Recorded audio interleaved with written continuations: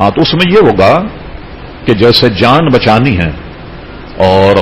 اس کو وہ لینا بہت ضروری ہے, روزہ تو ٹوٹ جائے گا, ٹھیک ہے نا. لیکن وہ اگر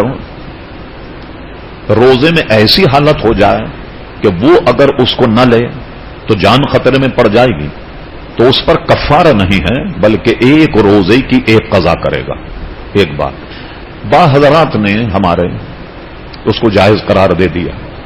ٹھیک ہے, لیکن آپ تحقیق کریں تو اس میں دوا ہوتی ہے. جیسے آپ پمپ ماریں تو باضابطہ دوا کا ایک فوارہ نکلتا ہے جو آدمی کے پیٹ میں جاتا, پھیپڑوں میں جانے کے بعد ان کا فنکشن یہ کہ پھیپڑوں کو وہ کرتا, یعنی سپورٹ کرتا, تو دوا تو اس میں جاتی. تو جو چیز بھی جان کر کے نگلی جائے اس سے روزہ ٹوٹ جائے گا, ٹھیک ہے نا. اب مثلا کوئی شخص بغیر اس کے روزہ رکھ ہی نہیں سکتا, روزے میں ضروری ہے کہ اس کے پھیپڑے اس حالت میں کہ وہ ضروری ہے کہ وہ دوا استعمال کرے, تو ایسا آدمی روزہ نہ رکھے. اب اس میں دو مسئلے, ایک یہ کہ یہ مرض اگر سردی میں ہوتا اور گرمی میں نہیں ہوتا اور روزے سردی میں آئیں تو روزوں کو مؤخر کر دے, فدیہ نہیں دے, بلکہ جب اس کی طبیعت میں افاقہ ہو تو روزوں کی قضا کرے. اور اگر کوئی ایسا مرض ہو, چاہے پھیپڑے کا ہو یا کوئی ہو یا کینسر ہو, ٹی بی ہو, ایسے امراض اب جس میں سدھرنے کے کوئی امکان ہی نہیں, جیسے بڑھاپا بذات خود ایک مرض ہے, آدمی 80-90 سال میں اب جوان ہونے کے کوئی امکانات نہیں, تو ایسی صورت میں روزے کا ایک فدیہ دے گا, ایک روزے کا جس کی رقم 2.25 سیر آٹے کی قیمت ہے, ایک روزے کا فدیہ. کے سفر کے دوران جو روزہ چھوٹ گیا اس سے کب پورا کیا جائے؟ اگر آپ کا وہ روزہ رمضان میں چھوٹا تو جتنے رمضان کے روزے پہلے آپ انہیں رکھ لیجئے, تو رمضان کے جو روزے ان کے رکھنے کے بعد میں ایک روزہ جو ہے آپ عید کا مت رکھیے کہ عید کے دن روزہ رکھنا جائز نہیں. باسی عید سے اب آپ اپنے چھوٹے ہوئے روزے, اگر آپ کا ایک روزہ ہو یا چند روزے ہوں تو عید کے بعد آپ ان روزوں کی قضا کر سکتے ہیں, اور آپ اس میں نیت کر لیں کہ فلاں موقع یا فلاں دن کا جو میرا روزہ قضا ہوا میں اس کے ادا کرنے کی نیت کرتا ہوں, تو انشاءاللہ وہ روزہ آپ کا ادا ہو جائے گا. اور سفر کی وجہ سے جو روزے چھوٹ جائیں تو قرآن مجید فرقان حمید نے اس میں رعایت دی ہے کہ بندہ اس میں گناہگار نہیں ہوگا, اور یہ کہ جلد از جلد اس کو چاہیے کہ وہ ان روزوں کو رکھ لے. روزہ معاف ہے, اور کیا بیماری کی حالت میں روزے کا فدیہ دیا جا سکتا ہے؟ سوال سمجھ گئے آپ؟ دو سوال ہیں. کیا سفر کی حالت میں روزہ معاف ہے؟ بات اس طرح ہے کہ سفر اگر شرعی سفر ہو, یعنی جس سفر کو شرعاً سفر قرار دیا گیا ہے, ایسا سفر ہو تو اس صورت میں آدمی کو روزے کی معافی نہیں, کیا کہہ رہا ہوں, روزے کی معافی نہیں, یہ معافی ہے کہ حالت سفر کے اندر وہ روزہ جو ہے اس کو نہ رکھے اور بعد میں اس کو قضا کر لے. تو اگر معافی ہوتی تو بعد میں قضا تو ضروری نہ ہوتی, تو بعد میں چونکہ قضا کرنی ہے لہذا معافی نہیں ہے. معافی اس بات کی ہے کہ اس کو اس وقت سے وہ ٹال کر تو کسی اگلے وقت کے لیے ملتوی کر سکتا ہے. اور بیمار کے روزے کا جو فدیہ ہے اس کا بھی یہی معاملہ ہے کہ اگر تو اس کی بیماری ایسی بیماری ہے کہ جو امید ہے کہ انشاءاللہ تعالیٰ اس بیماری سے وہ تندرست ہو جائے گا اور روزہ رکھنے کے قابل ہو جائے گا, یا جب روزے رمضان کے آ گئے ہیں تو ان میں یہ بڑے سخت گرمی کے دن ہیں اور اگر سردی کے دن ہوتے تو یہ روزہ رکھ سکتا ہوتا, تو ایسی صورت میں بھی روزہ معاف نہیں, مطلقاً روزہ معاف نہیں, بلکہ یہ معافی ہے کہ روزے کو اب اس وقت رمضان کے اندر وہ نہ رکھے. اللہ تعالیٰ کی طرف سے اجازت ہے اس کو کہ اس وقت روزہ نہ رکھے, بعد کے جو ایام آئیں گے جن کے اندر وہ تندرست ہو جائے گا, جن کے اندر دن چھوٹے ہو جائیں گے وہ روزہ رکھ سکے گا, تو ان دنوں کے اندر وہ روزے کی قضا جو ہے وہ کر لے. اور فدیہ جو ہے یہ صرف اس بیمار اور لاچار کے لیے ہے, یا شیخ فانی ایسے بوڑھے مریض کے لیے, بوڑھے آدمی کے لیے ہے کہ جو بڑھاپے میں ایسی حالت کو پہنچ چکا ہو کہ جس کی بڑھاپے کی وجہ سے قوت جو ہے وہ بہت زیادہ ڈاؤن ہو چکی ہے اور صحت اس کی جو ہے وہ اجازت نہیں دیتی. اگر وہ روزہ رکھے تو یا تو وہ بہت سخت بیمار پڑ جائے گا اتنا لمبا فاقہ کرنے کی وجہ سے, اور یا یہ کہ وہ مر جائے گا. تو اس کے لیے ہے فدیہ. اسی طرح کوئی بیمار ہے جس کو یہ امید نہیں ہے کہ میں تندرست ہو سکوں گا، تو بیماری ایسی ہے کہ جس میں اگر روزہ اتنا طویل روزہ اگر آدمی رکھے تو اس روزے کی حالت میں یا تو وہ مر جائے گا، اور یا یہ کہ وہ اس کی بیماری جو ہے اس کے اندر بہت زیادہ ہے، اس کے اندر اضافہ ہو جائے گا اور خطرہ اس کا بڑھتا چلا جائے گا. تو ایسا شخص ہے کہ جس کو آئندہ تندرست ہونے کی امید بھی نہیں. ٹھیک ہے جی، تو یہ فدیہ جو ہے یہ ان کے لیے. لیکن اگر جن کے لیے فدیہ نہیں ہے اور جن کو رخصت ہے روزہ رمضان کا افطار کر کے فی الحال اور بعد میں دوسرے وقت میں قضا کرنے کی جن کو رخصت ہے، تو وہ لوگ بھی اگر فدیہ ادا کریں تو ان کو ثواب ملے گا. لیکن ان کے لیے فدیہ ادا کرنا کوئی ضروری نہیں، ان کو صدقے کا ثواب ملے گا. آپ نے کہا میں دمے کا مریض ہوں اور دن میں 4-5 مرتبہ وینٹولنگ انہیلر استعمال کرتا ہوں، کیا روزے میں استعمال کر سکتا ہوں؟ دیکھیے سید محمد حنیف صاحب، آپ دیکھیے اس انہیلر کو جب پش کریں گے آپ تو اس میں سے ایک دھواں نکلتا ہے. وہ دھواں کیا ہے؟ اصل میں وہ دوا کے اجزاء ہیں. جب یہ دوا کے اجزاء منہ میں آپ ڈال کر انہیلر کو جب پش کریں گے آپ تو اس میں سے جو اجزاء نکلتے ہیں دوا کے، اگر آپ اس کی پوری ڈیٹیل کو پڑھیں تو یہ دوا آدمی کے منہ میں سے جا کر پھیپھڑوں کے رگوں کو کھولتی ہے. یعنی یہ دوا جو ہے بے عینی اس میں سے نکل کر پھیپھڑوں کے رگوں کو کھولتی ہے، جس سے سانس کا جو مرض ہے یعنی دمہ وغیرہ، تو اس پھیپھڑوں کے رگیں کھلنے کی وجہ سے اس کو افاقہ ہوتا ہے. تو چونکہ اس میں دوا موجود ہوتی ہے، جب آپ پش کر کے خالی آپ دیکھیں کہ اس میں سے ایک دھواں جیسا نکلتا ہے، جس طریقے سے کوئی گویا اسپرے جیسے کرتے ہوں آپ، تو یہ چونکہ اس کے دوا کے اجزاء ہیں، یہ پیٹ میں جاتے ہیں، پھیپھڑے میں جاتے ہیں، پھیپھڑوں کے رگوں کو اور پھیپھڑے کو کھولتے ہیں، جس کی وجہ سے سانس لینے میں افاقہ ہوتا ہے. تو یہ دوا اندر جانے سے روزہ ٹوٹ جائے گا. اور اگر بغیر اس کے استعمال کے آپ روزہ نہیں رکھ سکتے تو آپ معذور ہیں اور آپ روزہ نہیں رکھیں گے، بلکہ آپ ہر روزے کا ایک فدیہ یعنی 2.25 سیر آٹے کی قیمت آپ ایک روزے کا فدیہ ادا کریں. یہ اس صورت میں ہے کہ جبکہ آپ بغیر انہیلر کے روزہ نہ رکھ پائیں، لیکن روزہ رکھنے کے بعد آپ اسے استعمال نہیں کر سکتے. اگر استعمال کریں گے تو روزہ ٹوٹ جائے گا. آپ نے پوچھا اگر روزے کے دوران عورت کے مخصوص ایام شروع ہو جائیں تو کیا وہ روزہ بھی جاتا رہے گا؟ دیکھیے محمد حسین صاحب، روزہ تو ٹوٹ جائے گا لیکن وہ خاتون کچھ کھائے گی نہیں، پورا دن روزے کا سا گزارے گی اور وہ روزہ جو اس کا چھوٹ گیا اس کی وہ قضا رکھے گی. جب ایام شروع ہو جائیں تو روزہ ٹوٹ جائے گا، لیکن ٹوٹنے میں کچھ کھائیں گے نہیں، احتراماً روزے ہی کا دن گزاریں گے اور اس کی اور اس کے علاوہ جتنے روزے چھوٹ جائیں ان کی قضا کرنی ہوگی. حالت روزہ میں ہونٹوں پر کول کریم لگا سکتے ہیں یا نہیں؟ دیکھیے یہ سردی کی وجہ سے جو ہونٹ پھٹ جاتے ہیں ان پر اگر کریم یا تیل یا کوئی چکنائی لگا دی جائے تو اس سے روزے پر کوئی اثر نہیں پڑ سکتا، یہ لگایا جا سکتا. سوال ہے کہ دانت میں درد ہو رہا ہو اور اس میں اگر کوئی دوائی لگائی جائے تو روزہ پر کیا اثر پڑے؟ اصل میں روزے کے دوران اگر آپ دوا لگائیں تو دانت کی دوا اتنی تلخ ہوتی ہے کہ اس کی تلخی کافی دیر کے بعد منہ سے جدا ہوتی. کوشش تو یہی کریں کہ سحری میں لگائیں یا افطار. اگر خدا نہ خواستہ اتنی تکلیف اور روزے کے دوران دوا لگانی پڑ جائے دانت میں تو پورے ہوشیاری کے ساتھ رہیے کہ کوئی دوا کا حصہ حلق کے نیچے نہ اترنے پائے. اگر کوئی دوا کا حصہ حلق کے نیچے اتر جائے تو ظاہر ہے کہ روزے کو تو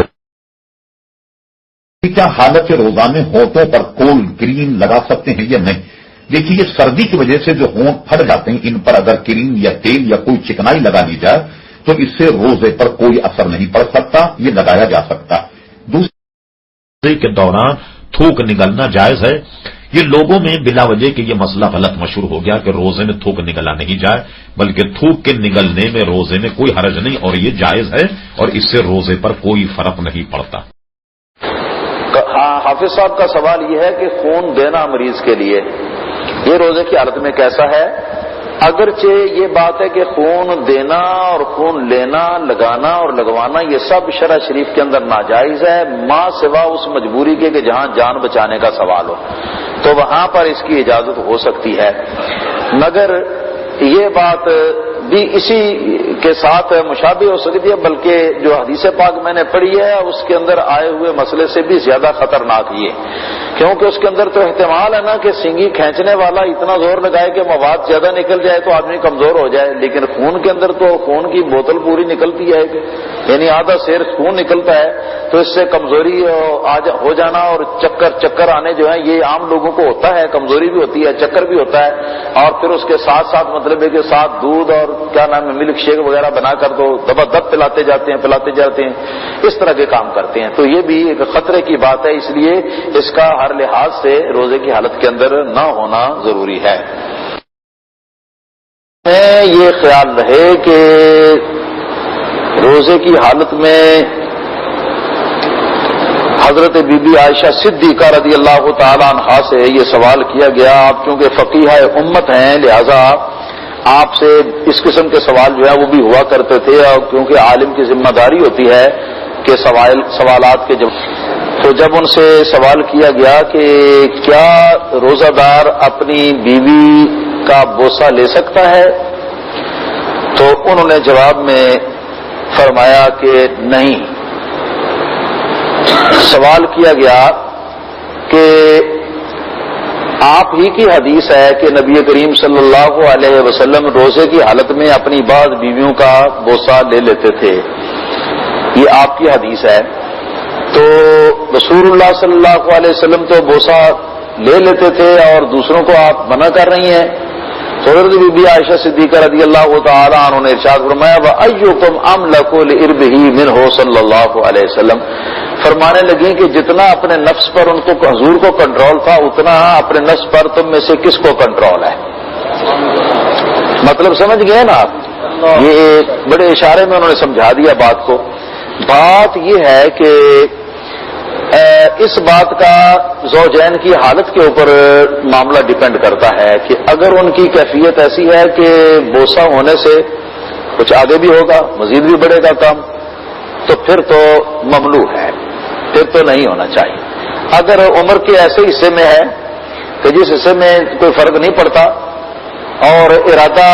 اس سے آگے بڑھنے کا بھی نہ ہو، تو ایسی صورت میں محتاط اندازے سے عورت کا بوسہ جو ہے وہ جائز ہے، اس میں کوئی حرج نہیں ہے۔ اور یہی کچھ یہ اس میں بھی ہے کہ بیوی کے ساتھ وہ کیا نام ہے رہ سکتا ہے، بیوی کے ہاتھ کا کھانا پینا جو ہے وہ کھا سکتا ہے، وہ بیڈ کے اوپر اس کے ساتھ وہ سو سکتا ہے، لیکن اس سے آگے کچھ نہیں۔ کیا رمضان میں تمام روزے رکھنے کے لیے حیض سے بچنے والی دوائیاں کھانا جائز ہے؟ یہ ایک اہم مسئلہ ہے۔ بعض ایسی دوائیاں ملتی ہیں کہ دوائی اگر کوئی تندرست خاتون اس دوائی کو کھا لیتی ہے تو جو اس کے ایام کا وقت ہوتا ہے تو اس وقت میں اس کو خون نہیں آتا، بلیڈنگ نہیں ہوتی، لہذا وہ پاک رہتی ہے۔ تو اس قسم کا تصنع جو ہے اور اس قسم کی صورتحال جو ہے زبردستی پیدا کرنا، تو اس کو ہم قابل تعریف تو نہیں کہہ سکتے، لیکن دور حاضر کی جو فقہاء ہیں ان کی دو رائے ہیں۔ بعض حضرات تو اس کی کھلے عام چھٹی دیتے ہیں اور کہتے ہیں کہ اچھا ہے اگر موقع ملتا ہے سارے روزے رکھنے کا تو رکھ لیے جائیں، اور علماء کرام کا ایک گروہ ہے کہ جو اس سے بچنے کا حکم دیتا ہے اور کہتا ہے کہ یہ جس طرح اللہ پاک نے ترتیب رکھی ہوئی ہے اس کو اسی ترتیب کے ساتھ رکھنا چاہیے، اسی ترتیب کے ساتھ اس کو چڑھانا چاہیے۔ واللہ تعالی عالم بالصواب۔ میں بھی سفارش کرتا ہوں اس بات کی کہ ایسی دوائیاں کھانے سے پرہیز کیا جائے اور جو اللہ تعالی کے قانون کے مطابق سلسلہ چل رہا ہے اس کے مطابق کرنا چاہیے، کیونکہ جب اللہ تعالیٰ جو چھٹی دیتا ہے تو پھر ہم اگر اس اللہ تعالیٰ کی دی ہوئی چھٹی کو ہم اگر کینسل کرنے کی کوشش کریں گے تو مجھے تو یہ سچی بات ہے کہ یہ بات پسندیدہ نہیں ہے۔ کا انتقال ہوا اور اس کے ذمے روزہ نماز باقی ہوں، اس کا فدیہ کتنا؟ دیکھیے ایک روزے کا فدیہ 2.25 سیر آٹے کی قیمت ہے، یعنی مثال کے طور پر اگر گویا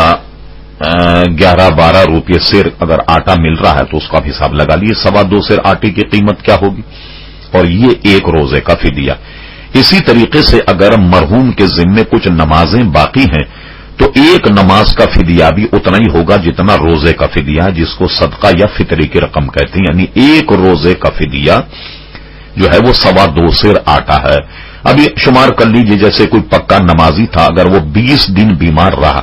اور 20 دن بیماری میں نماز نہ پڑھ سکا تو آپ شمار کیجئے ایک دن کی 6 نمازیں، یعنی 5 تو فرائض ہو گئے اور چھٹا جو ہے وہ وتر، تو ایک دن کے 6 صدقے یعنی 6 روزوں کا فدیہ یا 6 فطرے کی رقم ایک دن کا عوض بنتا ہے۔ اس کو گویا ہیلہ اسقاط بھی کہتے ہیں، یعنی یہ کہ میت کے ذمے سے روزے اور نمازوں کا جو معاملہ ہے وہ ساقط ہو جائے، تو ہیلہ اسقاط کے نام سے فقہ میں اس کا پورا ایک باب موجود ہے۔ اب رہا یہ کہ برس کی اگر اس کی نمازیں ہیں تو ظاہر ہے کہ پیسہ زیادہ لگے گا، لیکن یہ کہ اللہ تبارک و تعالی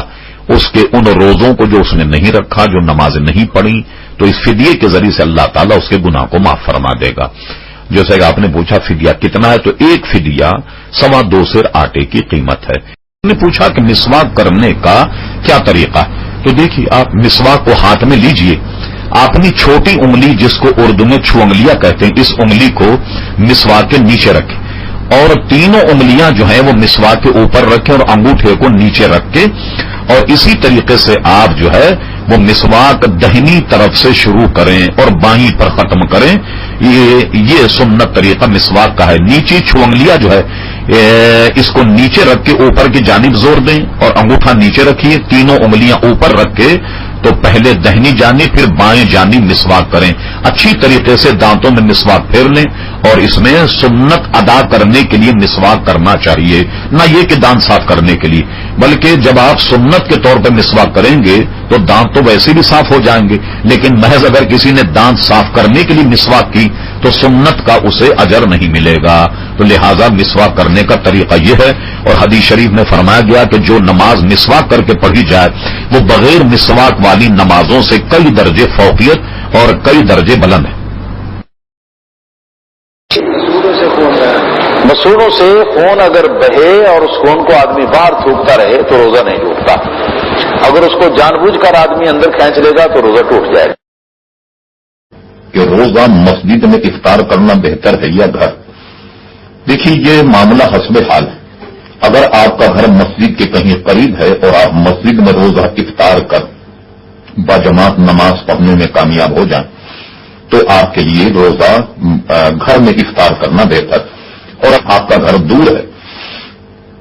اور مسجد میں روزہ افطار کرنے سے اگر یہ فائدہ ہو کہ نماز مغرب باجماعت آپ کو مل جائے تو ایسی صورت میں روزہ مسجد میں افطار کرنا جائز۔ یہ ذہن میں رہے کہ ایسی جگہ جو مسجد سے خارج ہو وہاں بیٹھ کر روزہ افطار کیجیے، اس لیے کہ مسجد میں کھانے پینے سے منع کیا گیا۔ ہاں اگر کوئی ایسی ضرورت ہو کہ جس سے مسجد میں کھانا پینا اگر ضروری ہو، یعنی اس کے علاوہ اگر کوئی جگہ اور نہ ہو، تو مسجد میں داخل ہوتے ہی آپ نفل اعتکاف کی نیت کر لیں، اور نفل اعتکاف کی نیت کرنے کے بعد مسجد میں روزہ افطار کرنا جائز ہے،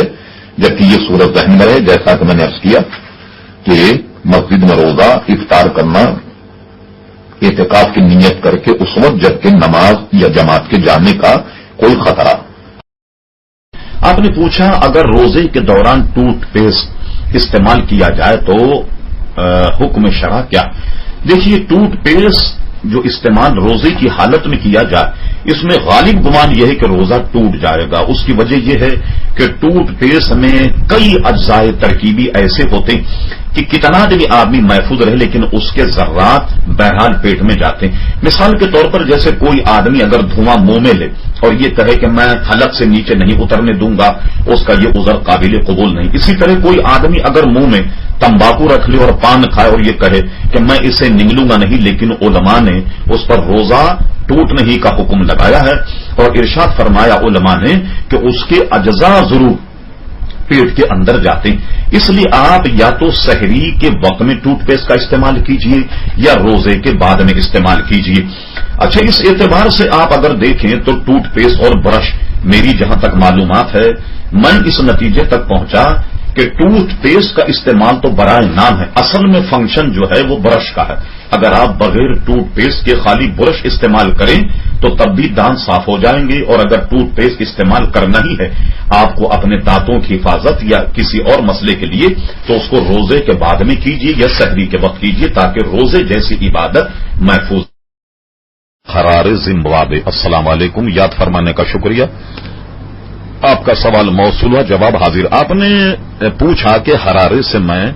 450 کلومیٹر سفر کرنا چاہتا ہوں، گرمی بہت زیادہ ہے، کیا میں روزہ چھوڑ سکتا ہوں؟ اس روزے کی قضا کا ثواب رمضان کے روزے کے برابر ملے گا یا کم؟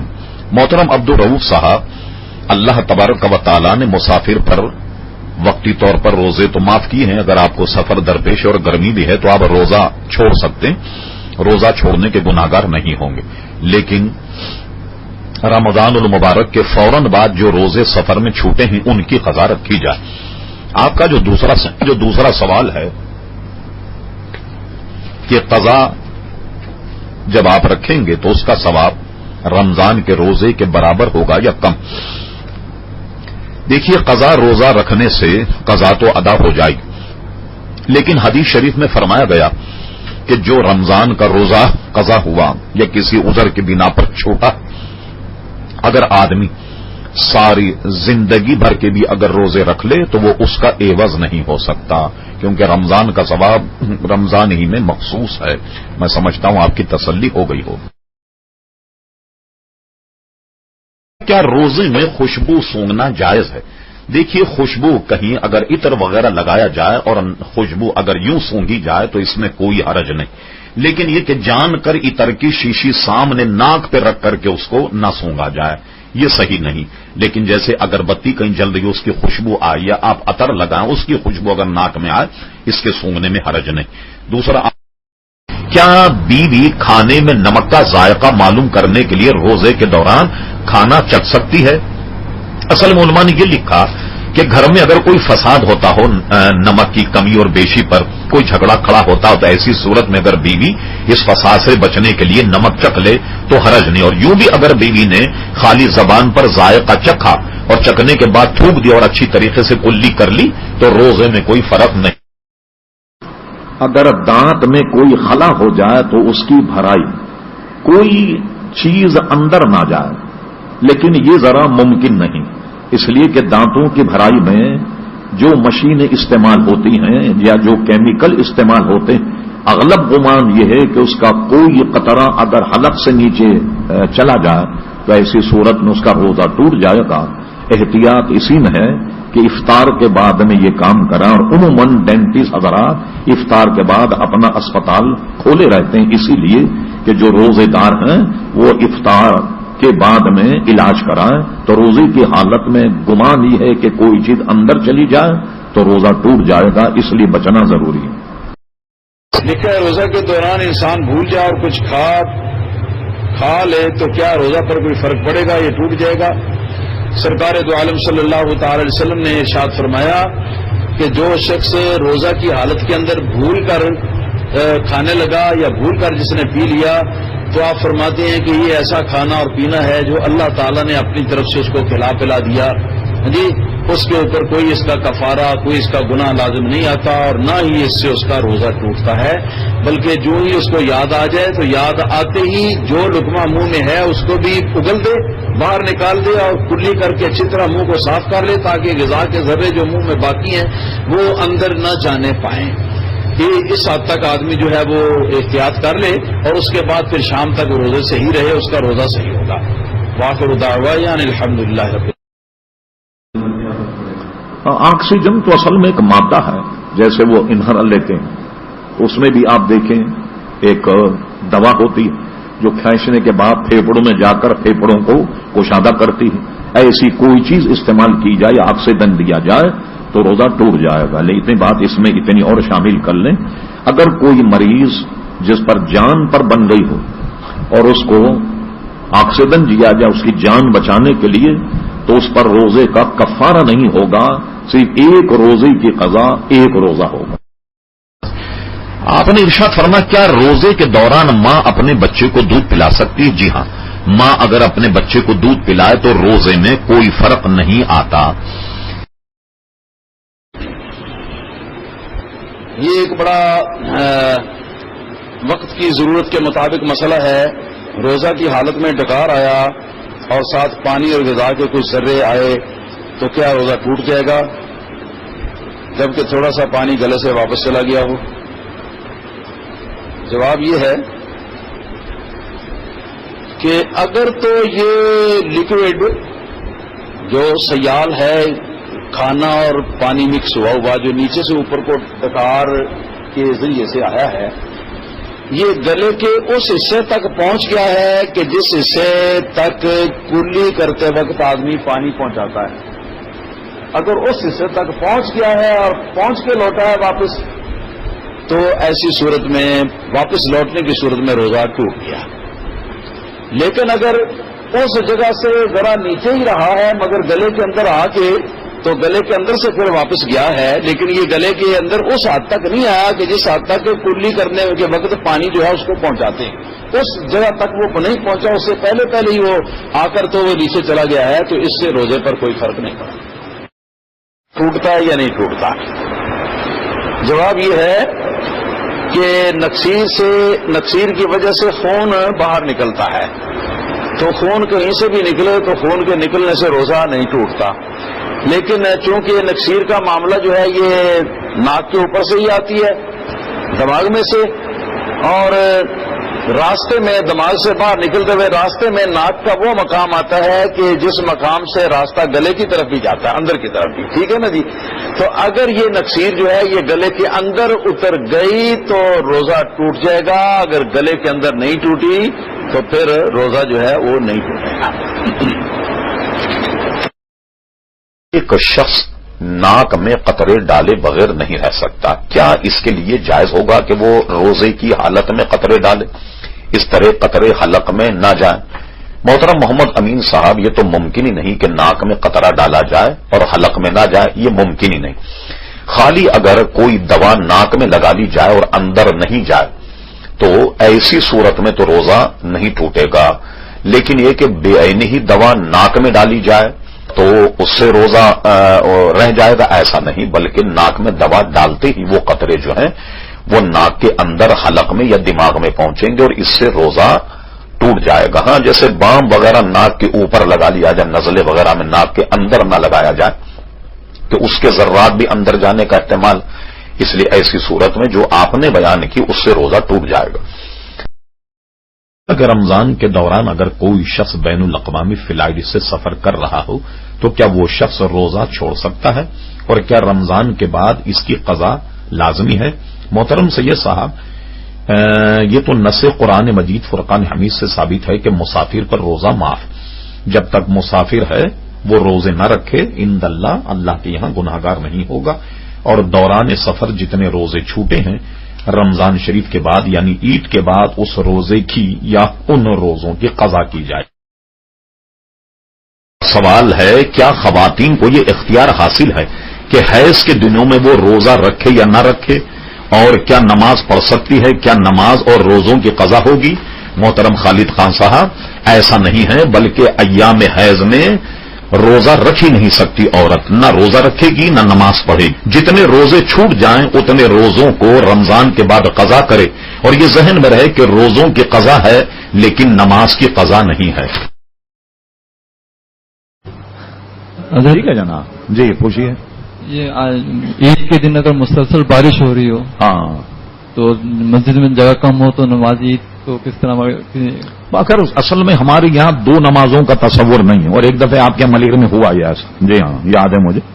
ٹھیک ہے نا؟ تو بس جتنے لوگ نماز پڑھ لیں، ٹھیک ہے نا؟ یہاں صحیح کہ وہ باہر ملکوں میں کینیڈا میں ہم نے دیکھا کہ 3 جمعے ہو رہے ہیں، دیجیے ایک جمعہ پڑھ کے ٹیم گئی، دوسرا امام آیا، دوسرا جمعہ ہو رہا، تیسرا جمعہ ہو رہا، تو ہم نے مشرط لگا دی بھائی پہلا جمعہ میں پڑھاؤں گا، دوسرا تیسرا نہیں پڑھاؤں گا، ٹھیک ہے؟ اب جو رہ جائیں تو رہ جائیں وہ، اور اتنی بارش ہو کہ کوئی نماز نہیں پڑھ سکے تو پھر ہمارے فقہ حنفی میں اس کی اجازت ہے کہ دوسرے دن بھی پڑھی جا سکتی. آپ نے پوچھا کہ رمضان میں اگر عشاء کی نماز بجماعت ادا نہ کر سکے تو کیا وطر جماعت کے لیے وطر جماعت کے ساتھ ادا کر سکتے ہیں؟ تو دیکھیے اعلی حضرت فاضل بریلوی ہمارے علماء کا فتویٰ اسی پر ہے کہ اگر اس نے عشاء کی نماز جماعت کے ساتھ نہ پڑھی تو جتنی اپنی اس نے پہلے عشاء کی نماز پڑھے گا، پھر سنت پڑھے گا، جتنی تراویاں اس کی نکل گئیں امام کے تراویح سے فراغت کے بعد وہ اپنی تراویاں مکمل کرے گا اور اس کے بعد پھر نماز وطر جو ہے وہ علیحدہ پڑھے گا. فتویٰ اسی پر ہے کہ اگر اس نے فرض جماعت کے ساتھ نہیں پڑھے تو وطر بھی اس کو الگ پڑھنے ہوں گے. ہاں اتنی بات ضرور ہے اگر کسی نے عشاء کی نماز جماعت سے نہیں پڑھی اور اگر وطر اس نے امام کے ساتھ پڑھ لیے تو نماز ادا ہو جائے. آپ نے پوچھا کیا یہ درست ہے کہ جب تک رمضان کے پچھلے روزوں کی قضا نہیں رکھیں گے اس وقت اگلے روزے قبول نہیں ہوں گے؟ نہیں، یہ بات کسی نے آپ کو غلط کہی، بلکہ جو بھی رمضان آپ پائیں اس کے آپ روزے رکھیے گا. البتہ کہیں بات کے سمجھنے میں اصل میں فرق ہوا. جب تک کہ فرض روزے آپ کے مکمل نہ ہوں گے نفل روزے قبول نہیں ہوں گے، لہذا آپ پورے فرض روزوں کی قضا کیجیے اور جتنے بھی نفل روزے آپ رکھتے ہوں سال میں ان سب کی جگہ آپ فرض روزے کی نیت کر کے وہ روزے رکھا کریں. جب تک فرض ادا نہیں ہوں گے نفل قبول نہیں ہوں گے. لیکن اگر آپ نے رمضان پایا اور آپ کے ذمے فرض روزے ہیں تو جو رمضان آپ نے پایا ان روزوں کو رکھا جائے اور یقیناً اللہ سے امید رکھیں کہ وہ قبول ہو. اگر کوئی شخص روزہ نہ رکھے اور دن میں کھاتا رہے تو کیا وہ کھانا اس شخص کے لیے حرام ہوگا؟ یعنی چونکہ روزہ چھوڑنا اس کے لیے حرام ہے اس لیے اس کھانے پر حرام کا اطلاق ہوتا. نہ یہ کہ بذات خود وہ کھانا حرام ہے بلکہ روزے کے احترام میں کوئی آدمی اگر اس کا احترام نہ کرے کھائے تو اس کے الفعل کو حرام کہا جا سکتا. تیسرا، اگر کسی حافظ قرآن کی زبان میں لکنت تو کیا وہ تراویح میں قرات قرآن کر سکتا ہے یا نہیں؟ اب میں آپ کو اپنا تجربہ بتا دوں کہ اصل میں قرآن کو رٹا جاتا ہے. عام گفتگو میں تو لکنت ہوتی ہے مگر میں نے کئی حافظ دیکھے جن کی زبان میں لکنت ہے مگر قرآن پڑھنے میں لکنت نہیں ہوتی کیونکہ اس کو رٹا جاتا ہے، رٹنے کی وجہ سے پڑھا جاتا. بلکہ ایک بات میں اور بھی آپ کو بتا دوں، ہے تو بہت بری، معاف کر دیجئے، یہ جتنے ہکلانے والے لکنت والے ہیں جب ان سے کہو گانا گاؤ تو گانے میں نہیں ہکلا. یہ عجیب بات، دیکھیں آپ گانا صاف گائیں گے آپ کے سامنے، گانے میں نہیں ہکلا کیونکہ وہ رٹا کر کے یاد کیا جاتا ہے. تو حافظ جو ہے وہ قرآن مجید جب تلاوت کرے تو وہ قرآن کی تلاوت میں اس لیے نہیں ہکلائے گا، اس لیے نہیں لکنت آئے گی کہ وہ رٹا لگا کر یاد کیا جاتا اور جو چیز رٹ کر یاد کرائی جائے تو پھر اس میں لکنت نہیں ہوتی. فرض کیجئے اگر کوئی حافظ ایسا ہے کہ جس میں لکنت کی وجہ سے ایک لفظ کو ایسے کر رہا ہو کاف کو، تو ایسے آدمی کو چاہیے کہ تراویح نہ پڑھا.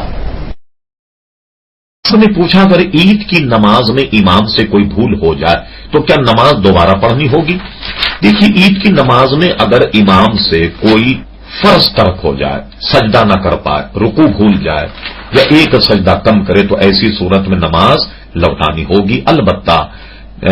عید کی نماز میں کوئی ایک آدھ تکبیر بھول جائے یا دو چار تکبیریں زیادہ کہہ دے تو ایسی صورت میں نماز لوٹانے کی ضرورت نہیں ہوگی، نماز ہو جائے گی. اور ایسے موقع پر سجدے سہو بھی معاف